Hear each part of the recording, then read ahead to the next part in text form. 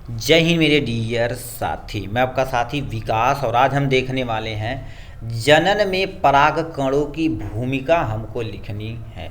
ये देखा जाए तो आपके सामने प्री बोर्ड का ये जो क्वेश्चन था ये 3 नंबर का क्वेश्चन पूछा गया है। ठीक है, कर या जनन में पराग कणों की क्या भूमिका होती इसके बारे में आपको एक्सप्लेन करना पड़ेगा। ठीक है, तो ये देखा जाए तो एग्जाम के पॉइंट ऑफ व्यू से देखा जाए तो इस टाइप से ये क्वेश्चन कन्फर्म आता ही आता है। तो चलिए हम इसको एकदम अच्छे तरीके से डिटेल में, कितने नंबर का भाई देख सकते हैं 3 नंबर का क्वेश्चन, इसके पहले ये क्वेश्चन हमने कवर कर लिया है।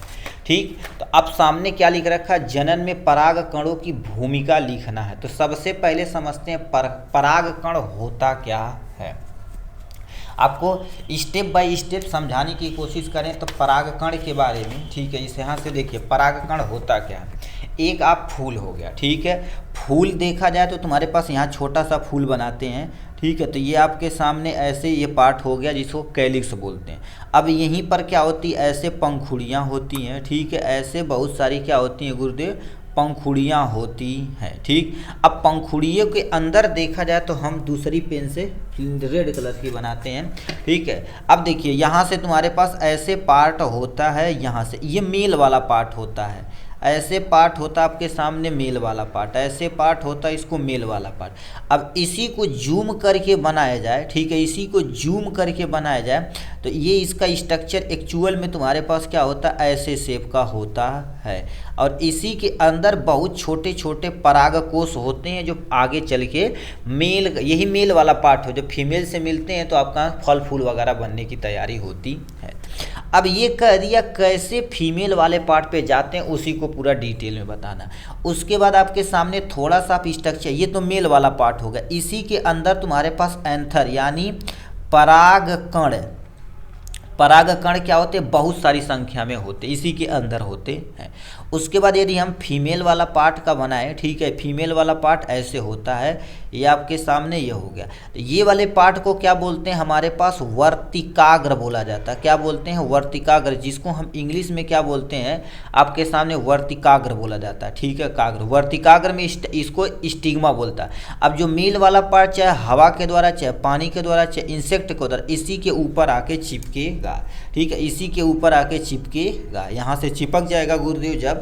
तो अब देखिए ये जो नली है, इस नली को हम क्या बोलते हैं, आपके सामने वर्तिका बोला जाता है। वर्तिका, जिसको स्टाइल इंग्लिश में बोलते हैं। ये नली नुमा ऐसे क्या कर देगा, यहाँ से नली करेगा, बीच के अंदर यहीं पर आपके सामने अंडाशय होता है, इस अंडे को आपको फर्टिलाइज करेगा। ये मेल वाला पार्ट, ये आपके सामने मेल वाला पार्ट, और ये पूरा क्या है, फीमेल वाला पार्ट है। ठीक, ये आपके सामने क्या हो जाएगा, फीमेल वाला पार्ट हो जाएगा। जब मेल वाला पार्ट ये फीमेल वाले से जुड़ेगा तो यहाँ पर अपने यहाँ के संरचना स्टार्ट करेगा। अब जब निषेचन होगा तो किसका निर्माण होगा, फल का निर्माण होगा। वही चीज़ आप यहाँ सामने लिखा गया है। तो क्या लिख रखा है, देखिए परागकण पौधों का नर जनन यानी पुंकेसर द्वारा बनाए जाते हैं। मतलब बोले हैं तुम्हारे पास फूल के अंदर मेल वाला जो पार्ट होता है उसी को ही क्या बोला जाता है, परागकण बोला जाता है। पहला पॉइंट, परागकण के अंदर नर युग्मक उपस्थित होते हैं। जो परागकण होता है उसी छोटे छोटे छोटे छोटे बहुत संख्या में क्या होते हैं, नर युग्मक उपस्थित होते हैं। नेक्स्ट में क्या लिख रखा, यह पुंकेसर परागकण की प्रक्रिया से, परागकण क्या होता है, जब किसी भी मेल वाले पार्ट को फीमेल वाले पार्ट पर पहुंचाया जाता उस प्रक्रिया को ही क्या बोलते हैं, परागकण बोले जाते हैं। कि प्रक्रिया में वर्तिकाग्र यानी स्टिग्मा पर पहुंचाते हैं। स्टिग्मा पर तो पहुंचा दिया गया, फिर क्या होता है आपके सामने यहाँ पर आते हैं। परागकण अनुकूल परिस्थितियों में, अनुकूल जब इसके अकॉर्डिंग परिस्थिति आएगी, परागकण को अंकुरित होकर, बोले ना जर्मिनेट होकर पराग नलिका बनाते हैं। देखो इसी के अंदर क्या हो जाएगा, देखो नलीनुमा संरचना बनाते हैं, नलीनुमा संरचना बनाते हैं जो वर्तिका से होकर अंडाशय तक जाती है। अब देखिए ये आपके सामने बोले गए, यहाँ से होकर ये अंडाशय, ये वाला आपके सामने रीजन क्या हो जाएगा गुरुदेव, अंडाशय हो जाएगा। क्या हो जाएगा, अंडाशय, अंडाशय तक जाता है। फिर क्या लिख रखा है आपके सामने, अंडाशय तक पहुंच जाता है। फिर क्या होता है, अब अंडाशय में जब पहुंच जाता है तो होता क्या, देखिए अंडाशय तक पहुंचने के बाद निषेचन होता है। क्या होता है, निषेचन यानी फर्टिलाइजेशन, यानी मेल, ठीक है, मेल का एंथर वाला रीजन जिसे पुंकेसर बोलते हैं, फीमेल का अंडा वाला रीजन एक दूसरे से मिलते हैं, यानी उस प्रक्रिया को निषेचन बोलते हैं। ठीक, निषेचन होने के बाद फल बीज का निर्माण होता है, यानी फल और बीज का निर्माण होता है। तो इतना लिखना पड़ेगा। अब इसका मेन डायग्राम एग्जाम में क्या बनाएंगे, तो सबसे पहले आपको क्या करना पड़ेगा, मेन डायग्राम जो होता है ऐसे बनाना पड़ेगा। क्या बताना पड़ेगा, ये आपके सामने क्या हो जाएगा, ऐसे करके ये बता देना, ये वाला पार्ट क्या काम करता है, एंथर कहलाता है। एंथर जिसको हम क्या बोलते हैं, पुंकेसर बोला जाता है। क्या बोलते हैं, पुंकेसर।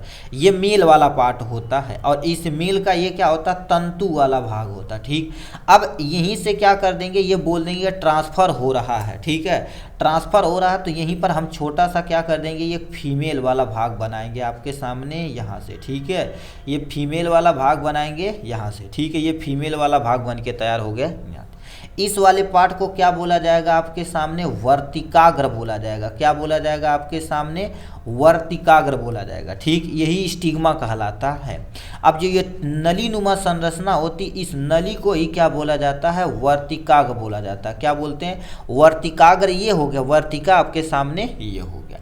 अब इसके अंदर ऐसी संरचना होती है, क्या होती है, ऐसी संरचना। ये जो संरचना होती है इसी को क्या बोलते हैं, अंड बोलते हैं। और ये पूरे हिस्से को क्या बोला जाता है आपके सामने, अंडाशय बोला जाता है। क्या हो गया, अंडाशय।